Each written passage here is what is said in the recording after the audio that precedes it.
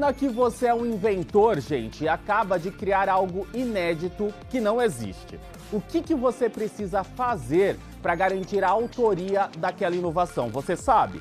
Tem um processo a ser seguido e nós vamos descobrir agora como o registro de patente funciona. Olha que interessante. São Paulo é líder quando o assunto é invenção. Dados do Instituto Nacional da Propriedade Industrial, o INPE, mostram que cerca de 1/3 dos pedidos de patentes no Brasil vem aqui do estado de São Paulo. Quem fala com a gente sobre este assunto agora é o advogado especialista em propriedade intelectual, Gustavo Sartori. Tudo bem, doutor Gustavo? Tudo bem, Will? Como você está? Tudo ótimo? Tô joia. Muito obrigado pela sua participação aqui no SP Tecnologia, doutor. Para a gente começar, eu já queria saber o que é uma patente. Vamos lá. Falando de maneira bem simples, a patente é um documento que ela vai te dar, né, o direito de impedir outras pessoas, de impedir terceiros de copiar sua invenção.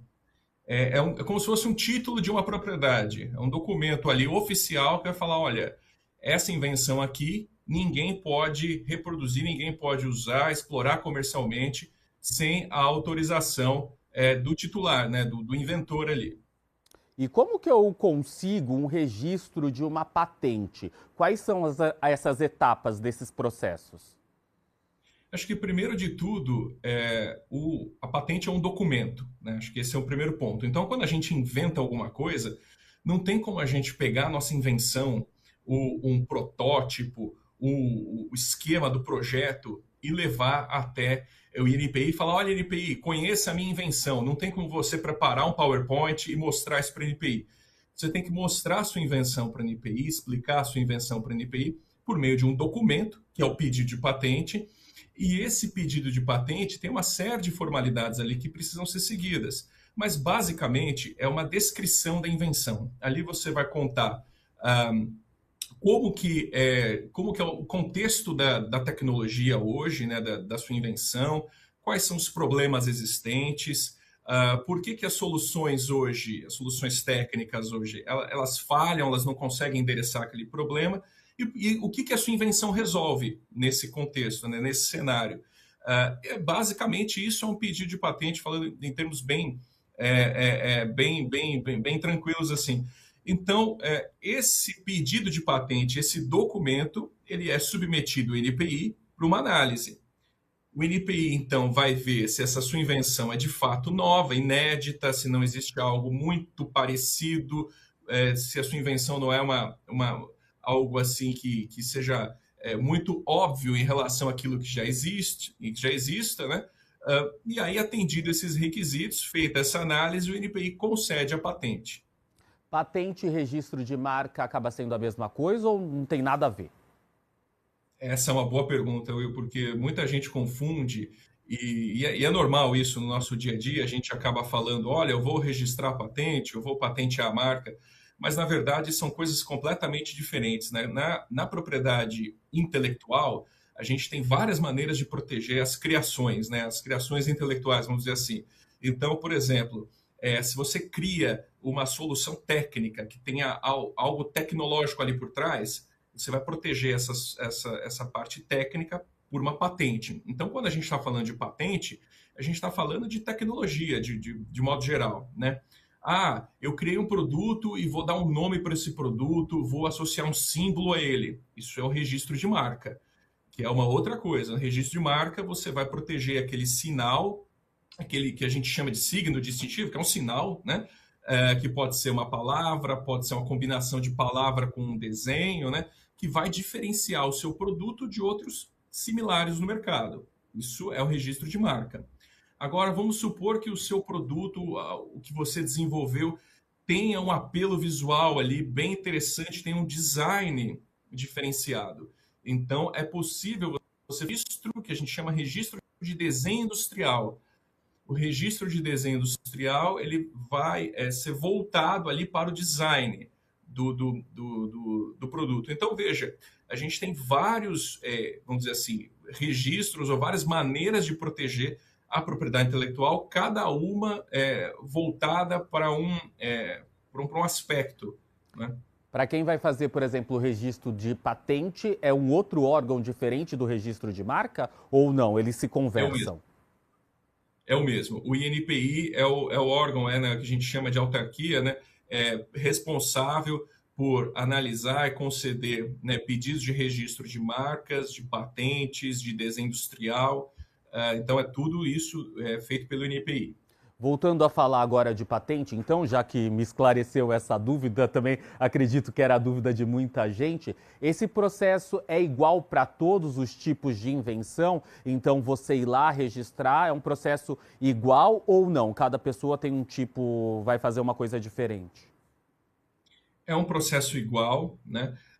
Não tem uma distinção entre pessoas, então, se você dá entrada no seu pedido de patente como pessoa física ou como pessoa jurídica, como uma startup, isso independe. Tá? A velocidade do processo é a mesma, as etapas são as mesmas.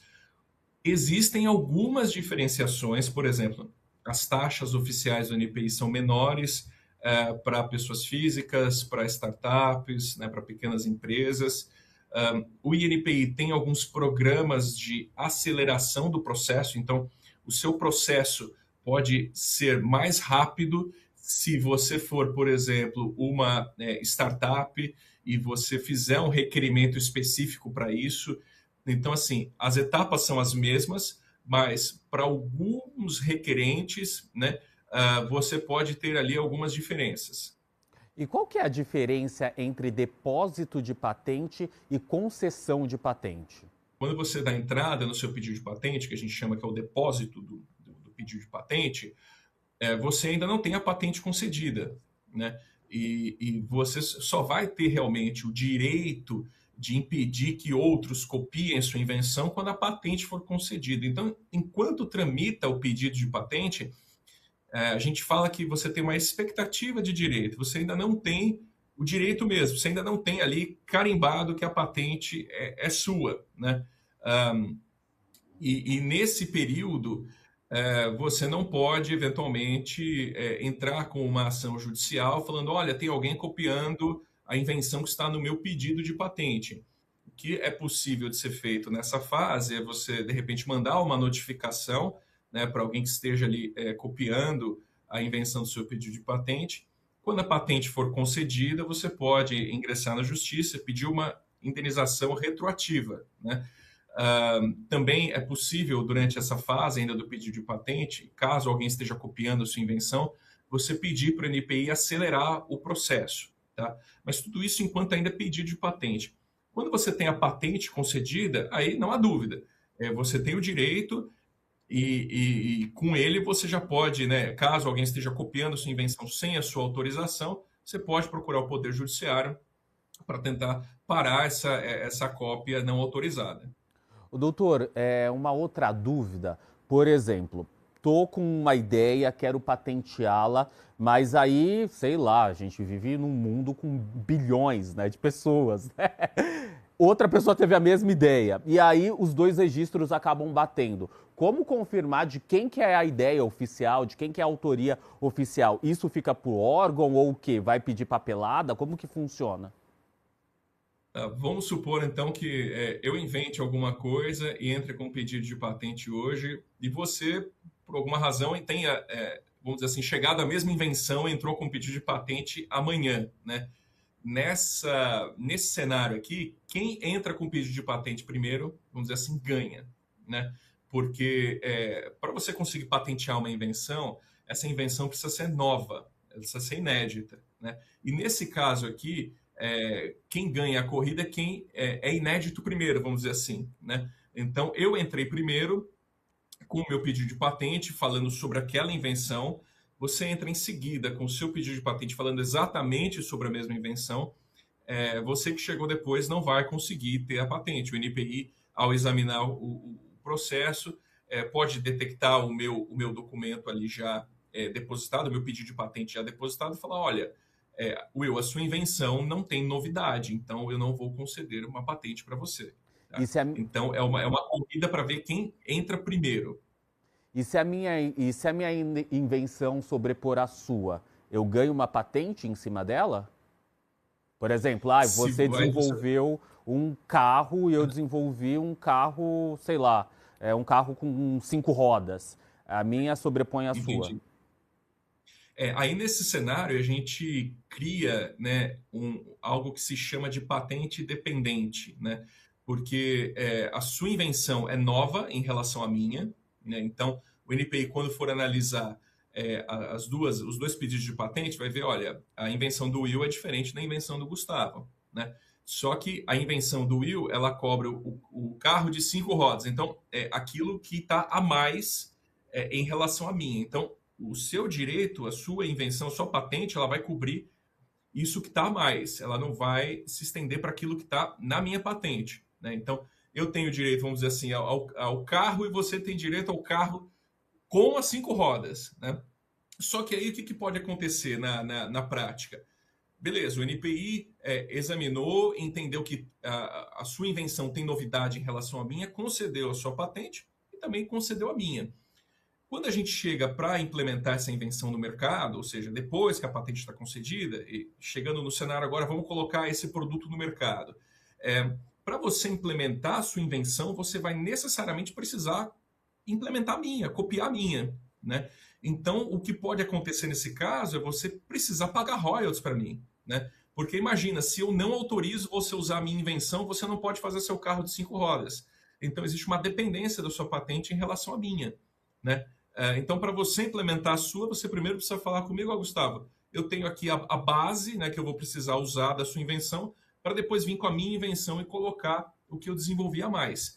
Então, nesse caso, o NPI concede as patentes, mas na hora de implementar isso no mercado, para não correr o risco de haver uma infração de patentes, que é quando alguém copia uma invenção patenteada sem autorização, a gente vai precisar sentar, conversar e vai precisar haver um pagamento de royalties.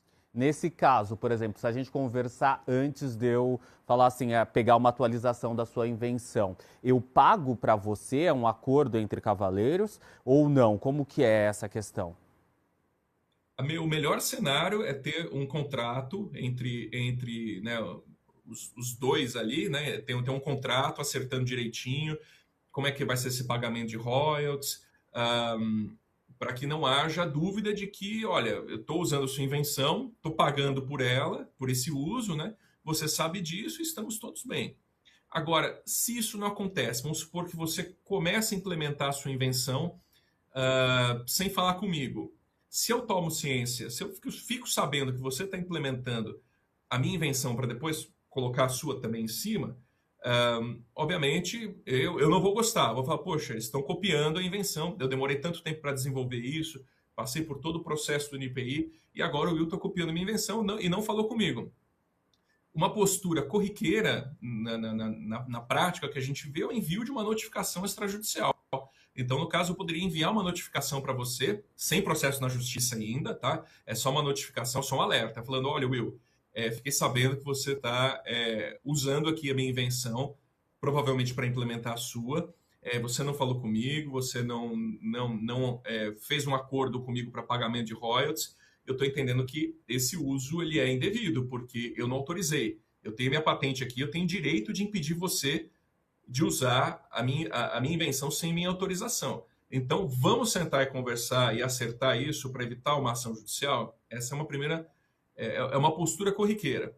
Se eu e você, a gente não chegar no entendimento, provavelmente eu entro com uma ação judicial contra você por infração de patentes. E aí peço para o juiz, liminarmente, parar com qualquer produção sua do seu produto que use a minha invenção, né? E também peço indenização por perdas e danos. Então, e aí isso vai ser discutido na justiça. Doutor, falando agora de IA, este processo de concessão de patentes sofreu alterações? Teve que adequar as novas tecnologias à era digital? O que está acontecendo? O INPI e outras autoridades em outros países, né, os equivalentes do INPI na Europa, nos Estados Unidos, na China, eles todos estão implementando ferramentas de inteligência artificial para agilizar e facilitar o processo. Tá? Porque, afinal de contas, né, como eu falei, o pedido de patente ele é um documento escrito. Então, e algo que documento escrito é algo que é muito facilmente processado pela inteligência artificial, né? Então, o NPI está com planos de usar a inteligência artificial para auxiliar os examinadores nas análises das patentes.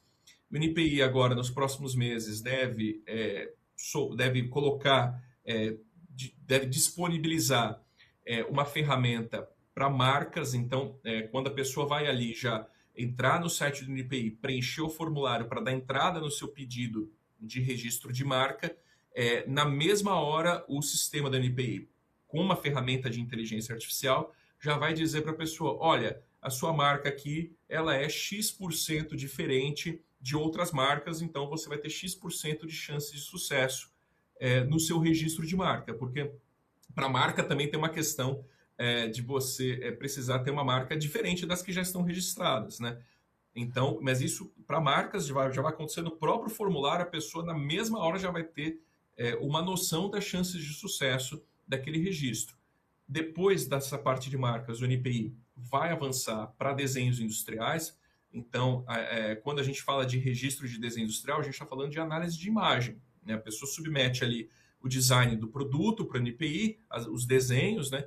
E o NPI vai implementar ferramentas para fazer análise dessas imagens para ver se o design do produto que você está propondo realmente é novo e original em relação ao que já existe. Depois eles vão chegar para as patentes da mesma forma, né? Auxiliando os examinadores a fazer toda essa pesquisa em bases de dados para ver se a sua invenção é nova, se não tem nada muito parecido com a sua invenção, e até mesmo para escrever os relatórios, ajudar os examinadores a escrever os relatórios de análise. É justamente nesse ponto que boa parte dos escritórios dos países mais desenvolvidos está hoje, né? Então, o escritório americano de marcas e patentes, o que a gente chama de USPTO, né? Essa sigla em inglês, eles estão com uma ferramenta já de análise de patentes por inteligência artificial. Então, esse é um movimento que está acontecendo no mundo inteiro, aqui no Brasil, e não tem mais volta. Até porque também as pessoas, né, os inventores, as empresas já estão utilizando a inteligência artificial para inventar. Então, o uso da inteligência artificial ele está em todo lugar, inclusive nos órgãos públicos.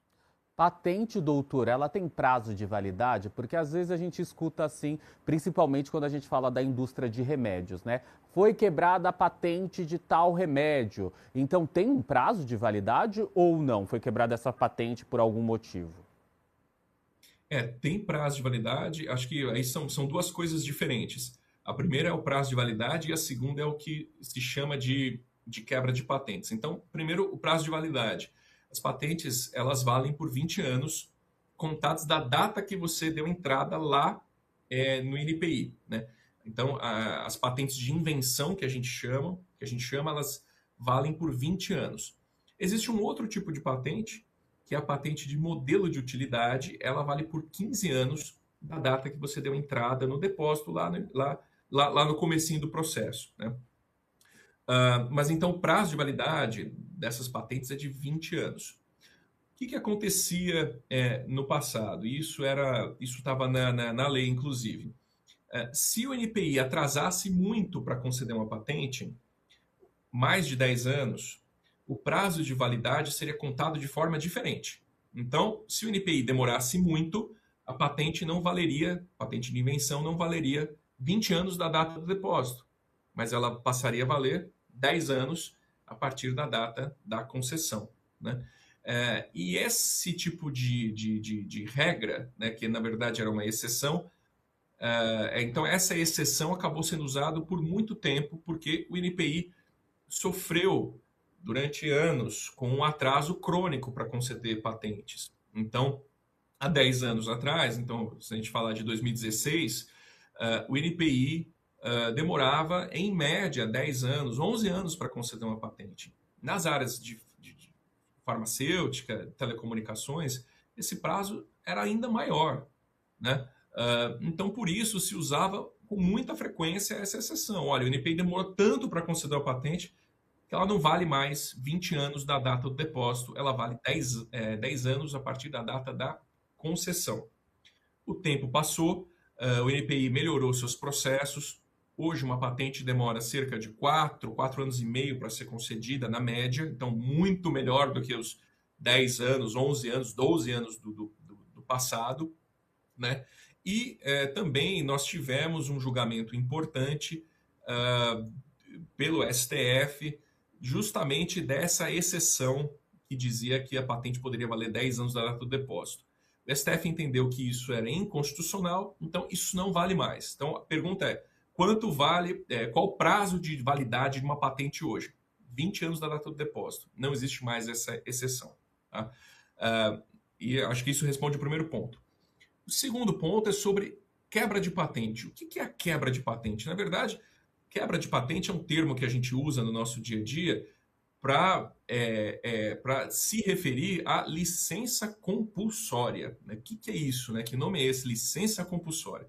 Bom, em casos de emergência nacional, interesse público, uma autoridade governamental pode decretar a licença compulsória. O que é isso? Uma autoridade governamental pode chegar para o dono da patente, para o titular da patente, e falar: olha, eu preciso usar essa tecnologia aqui, esse produto farmacêutico, por exemplo. Eu preciso usar isso, existe um fundado interesse público nisso aqui. Eu preciso dessa tecnologia. Você quer me licenciar? Aí vamos supor que a empresa fale não, ou vamos supor que não dê tempo para fazer todo um processo de negociação, porque há uma emergência nacional por trás disso. O governo tem poder para falar: olha, estou licenciando isso aqui, ou seja, eu vou te pagar royalties, eu vou usar essa tecnologia, quer você queira, quer não. Então, é como se eu, entre aspas, pagasse um aluguel querendo o proprietário do imóvel ou não. Imagina, eu chego para o proprietário do imóvel e falo: gostei, preciso alugar o seu imóvel, estou numa emergência aqui. E vou te pagar tanto. Estou alugando a partir de agora, durante um prazo aqui estabelecido. Daqui a um tempo a gente senta para negociar para ver se esses valores são justos, mas eu começo a alugar o seu imóvel a partir de agora. Exatamente essa analogia que a gente faz com a licença compulsória. O governo decreta, fala: olha, estou te pagando esses royalties aqui, vou usar essa tecnologia, preciso dela imediatamente, daqui a um tempo a gente senta e conversa para ver se esses termos aqui são justos ou não, se você vai querer eventualmente uma indenização, alguma perda, mas assim, estou precisando disso agora. Isso é licença compulsória. A patente ela não é quebrada, porque ela continua valendo, tá? O que acontece é esse pagamento de royalties forçado, vamos dizer assim, esse aluguel unilateral, a contragosto, vamos dizer assim. Então, isso é a quebra de patentes. Tá? Então, a patente continua existindo, a empresa ou a pessoa que é titular, que é dona daquela patente, recebe os royalties pelo uso da tecnologia pelo governo, tá? Mas é algo feito unilateralmente. O dono da patente, o titular da patente, não necessariamente concorda com aquilo. Por isso, compulsório. Né? E aí é uma licença, né? Então eu peço licença para usar a sua tecnologia, pago por ela, mas ela é compulsória. Quer você queira ou quer não. Doutor, qual que é o custo disso, né? Porque tem que ter um custo, né? Então, isso normalmente, aí varia caso a caso. Isso pode ser arbitrado como uma porcentagem do valor do mercado do produto. Você tem várias maneiras de calcular isso. Isso não é necessariamente algo travado, né? Mas acho que quando a gente fala de custo, eu penso, na verdade, num certo até custo político de fazer isso. Porque quando há uma licença compulsória, né, a quebra de patentes, ela é uma medida emergencial, é como se fosse o último recurso. Né? E isso pode passar para o mercado, um sinal de que, olha, o governo fez isso com a empresa A e pode fazer isso com a empresa B.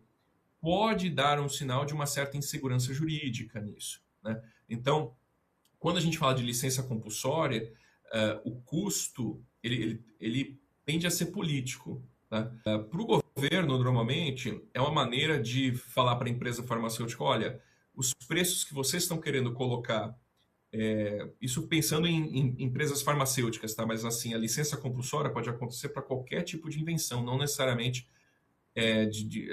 apenas aquelas relacionadas à área de fármacos, tá? Mas pensando em empresa farmacêutica, normalmente o governo faz negociações com essas empresas e para comprar os medicamentos, para distribuir pelo SUS e coisas do tipo. E, obviamente, pode existir ali cenários em que o governo e a empresa não chegam no acordo sobre um preço. Ou o preço é muito abusivo, ou isso está prejudicando algum programa do governo. Nesse caso, o governo pensa em reduzir esse custo por meio dessa licença compulsória. Mas, de outro lado, pode ter um custo, vamos dizer assim, intangível, né? Um custo político, que pode ser grande também, pode passar uma mensagem ruim para o mercado. Doutor Gustavo, quero agradecer a participação do senhor aqui no SP Tecnologia. Esclareceu muito as nossas dúvidas, né, sobre patente. Muito obrigado, viu? Eu que agradeço, Will, sigo à disposição e estou aqui feliz em contribuir com o assunto. Muito obrigado.